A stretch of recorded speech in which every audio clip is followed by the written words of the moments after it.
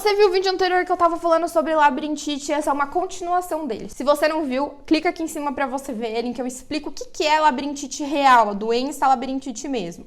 Hoje eu quero falar sobre essa máxima de o seu exame está normal, você não tem nada. Aquela coisa que o médico fala e dá vontade de saber, dá um negócio, né? Porque tá lá você sofrendo, debilitado, tontura é um sintoma que incapacita, não permite que você faça suas atividades do dia a dia. Te deixa muitas vezes acamado, com medo de sair de casa e a pessoa vira pra você e fala, você não tem nada. Quando muitas vezes o que acontece é que aquela pessoa não tem conhecimento suficiente pra poder te ajudar.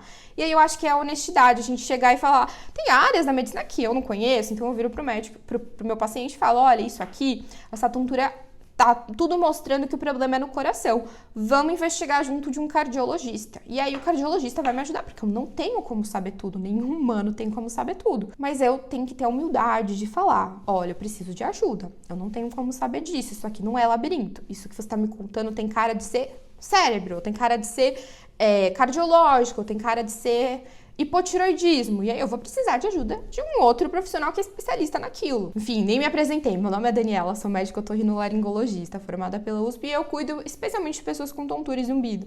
E eu queria falar sobre isso de o exame está normal, você não tem nada, porque isso é muito se referido ao exame otoneurológico, aquele exame que é muito chato, incômodo de fazer. Eu tenho um vídeo explicando sobre ele, então não vou falar muito detalhes dele aqui, tá aqui o vídeo. Mas para você entender, esse exame, ele é solicitado para entender parte do funcionamento do seu labirinto, ele não diz tudo. E ele não te diz qual doença você tem, mas ele traz informações interessantes que muitas vezes a gente não consegue só examinando no consultório a pessoa. Uma das informações mais relevantes é se a gente tem um labirinto aqui. A gente tem nesse labirinto 4 informações importantes. Aqui no miolinho, a gente tem uma coisa chamada órgãos otolíticos, que percebem se a gente está num elevador, numa aceleração vertical ou numa aceleração horizontal. A pessoa que tem um problema nesse órgão otolítico, ela vai ter um problema de ver a imagem adequadamente. Então, ela costuma fazer isso aqui com a cabeça. Ela desalinha a cabeça para sentir, ter essa percepção. O exame para avaliar esse órgão otolítico não é o otoneurológico, chama VEMP.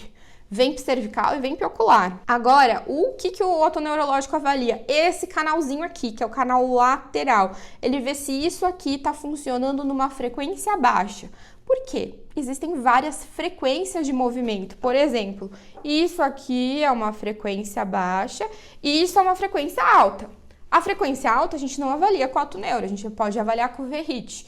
E a pessoa pode ter um problema só em frequências altas e um só em frequências baixas?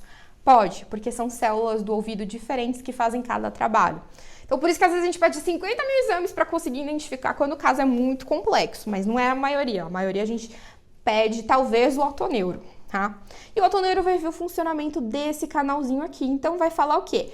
Se o seu labirinto nesse canal, que é o que a gente mais utiliza para virar a cabeça para um lado, para outro, estabilizar a imagem na hora que a gente está mexendo a cabeça, está funcionando. Ele não diz se você tem labirintite ou se você não tem labirintite. Ele não diz se você tem VPPB ou se você não tem VPPB. Ele não diz se você tem paroxismia, ele não dá diagnóstico de causa. Ele fala sobre o funcionamento, sobre a função desse órgão. Então, se ele fala sobre o funcionamento, eu não posso pegar um resultado de exame e falar para o paciente, seu exame está normal, você não tem nada. Não, eu posso falar, seu exame está normal, o seu labirinto nesta frequência está funcionando como deveria. Então vamos olhar outras coisas que essa informação está funcionando, que bom que está funcionando. Gente, existem mais de 40 doenças que causam tontura, não só doenças do labirinto, tá? Tem doenças no cérebro, tem doenças no ouvido, tem doenças no pescoço, tem doença metabólica, tem doença cardiológica que causa tontura. Então, uma pessoa fazer um exame, numa avaliação de 10 minutos, dificilmente vai poder te falar se você realmente tem ou não o que você tem.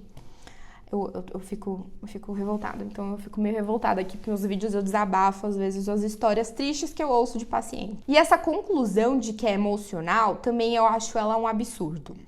porque tontura é um dos sintomas que causa mais ansiedade para as pessoas. Você perder o seu equilíbrio para você fazer suas atividades do dia a dia causa muita ansiedade. Então, a ansiedade vai caminhar junto de qualquer doença que a pessoa tenha, que está gerando aquela tontura.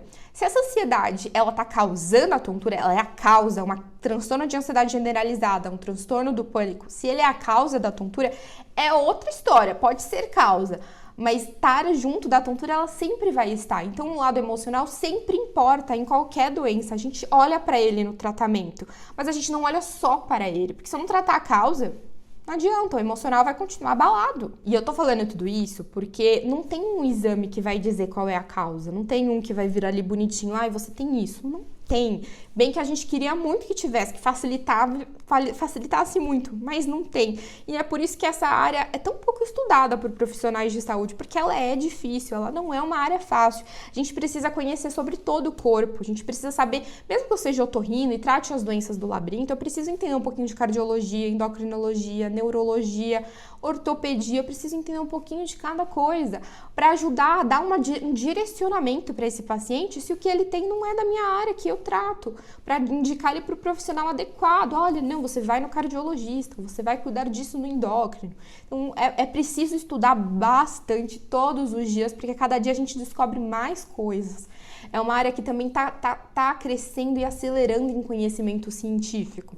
Então, coisas que antes a gente falava que sei lá, tudo antes era Meniere, a gente tá percebendo que não, que muitas vezes a gente acha que é Meniere e é enxaqueca, é migrânia é vestibular, a gente tá cada dia aprendendo mais. Então tem que estar também atualizado, tem que ser um médico atualizado, que se preocupe em estudar para fazer o melhor pelo seu paciente.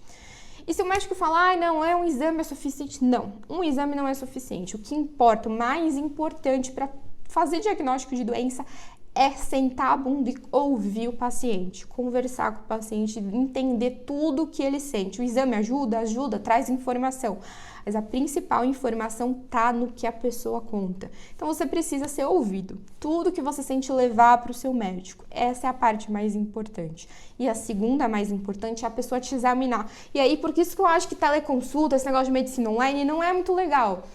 Eu sei que tem muita gente que não consegue, não tem um especialista dessa área na sua cidade, e isso dificulta, por isso que procura especialista por telemedicina, mas a gente perde informação do exame físico. A gente examina tanta coisa, eu vou te dizer que o meu exame aqui no consultório leva uns 30, 40 minutos, às vezes 1 hora, dependendo da complexidade. Se for uma VPPB, com certeza 1 hora demora bem mais. Tem que testar aí todos os canais para avaliar os cristais soltos e fazer a manobra para colocar ele no lugar. Então, fica o vídeo de desabafo, mas para explicar um pouquinho o porquê que é tão difícil, mas não aceite de ninguém que fale, em uma consulta de 15 minutos, um exame, a sua labirintite emocional e você tem labirintite. Não aceite isso. Se você não tem os sintomas que eu comentei no vídeo de o que é labirintite, não aceite esse diagnóstico. Espero que você tenha gostado do vídeo, que você entenda esse desabafo aqui. Se você gostou, deixa o seu like, se inscreve no canal para receber aí outros vídeos com informações importantes que podem aí te ajudar na sua peregrinação.